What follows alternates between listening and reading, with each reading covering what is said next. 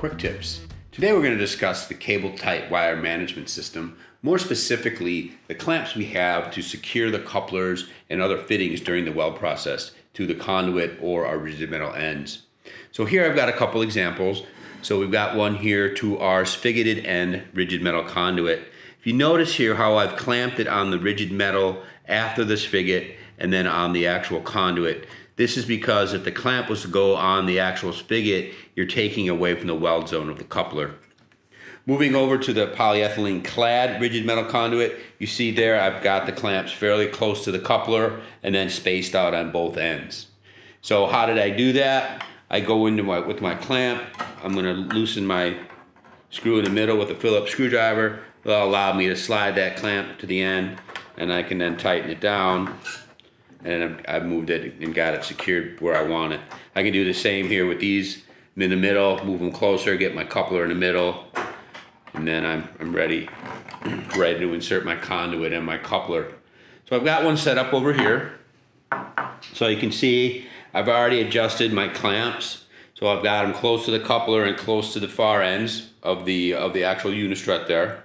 So what we're going to go ahead and do is we're going to check to make sure we're aligned, get our we've got straight lines on our insertion depths there, and we're going to go ahead and then clamp it in. So when we clamp these, the best thing to do is you want to get the little tabs at the end. You want to align fairly straight with your channel locks and get it grip on there kind of like that. So we're just basically grab that little tab and basically push it in together like so. So if we catch just the tab, if we're over here like so, what's gonna happen is the clamp's gonna go at an angle and not clip. Okay, so we want to make sure we get as easy as we can on that tab there, so it's an equal pressure, and it will guide us in straight, like so. Takes a little practice, and then if you do have some of the conduit sticking up, you may have to secure it down as you get your clamp secured,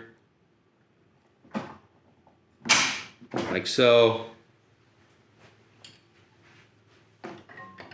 And we'll go back again. We want to make sure we're getting that lined up like that. You see how I'm just going to get right on that tab on both ends and be equal and give it a nice little squeeze, and like so. Then when we're done, we're going to go through our weld process. We then need to take our clamps off after we've waited the 20 minutes.